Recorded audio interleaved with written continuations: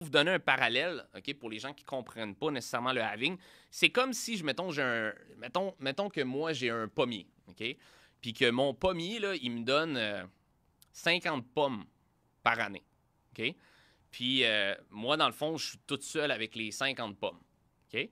Donc, je peux avoir 50 pommes par année, OK, right? À chaque année, mon pommier me donne moins de pommes. Puis moi, ben, parce que j'en ai parlé à tout le village, il y a beaucoup de gens qui s'intéressent à mes pommes de mon pommier. Fait que, mettons, année numéro 1, le pommier donne 50 pommes, je suis seul à les manger. J'ai 50 pommes à moi. Easy, right? La deuxième année, là, les pommes sont délicieuses, j'en ai parlé à mon village. Puis là, on a 3 personnes du village plus moi qui en veulent des pommes cette année. Puis là, Colin, le pommier, la deuxième année, au lieu de donner 50 pommes, il en a juste donné 30. Ben là, qu'est-ce qui se passe? C'est que là, on a 30 pommes dans le pommier, puis on est 4. Fait que là, j'en ai plus 50 à moi, là. On en a à peu près 7 chaque, là. Fait que là, si on veut avoir des pommes, il faut se les distribuer à part égale, ou il y a quelqu'un qui doit payer plus cher s'il veut les pommes, OK? Après ça, l'année numéro 3, ben là, au lieu de donner 30 pommes, le pommier a décidé qu'il en donnait 15.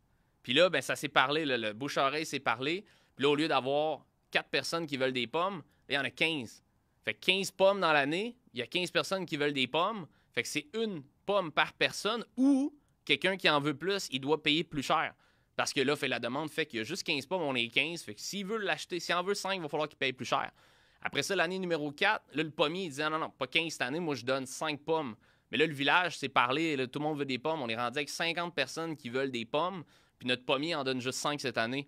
Ben là, ceux qui veulent, il n'y en aura pas des pommes pour tout le monde. Il y en a qui vont avoir des fractions de pommes, il y en a qui vont prendre une bouchée dans la pomme de l'autre. Mais ce qui est clair, c'est que ceux qui veulent des pommes, va falloir qu'ils payent overprice la pomme. Il va falloir qu'ils payent plus que qu'est-ce que ça valait le 5 ans parce qu'on a moins de supply, on a moins de pommes à chaque année, mais on a plus de gens qui en veulent. C'est exactement ça qui se passe présentement avec le avec Bitcoin, où ce que à chaque 4 ans, on a 2 fois moins de Bitcoin qui se fait miner avec l'algorithme du halving, mais la population, si on recule de 10 ans, personne ne parlait de ça, les cryptos, et puis d'année en année, il y a une euphorie dans le marché de plus en plus que la bull run s'en vient, où ce que là, les gens commencent à parler de Bitcoin, là, commencent à investir, les ETF, la régulation dans le marché, les grosses institutions qui commencent à rentrer.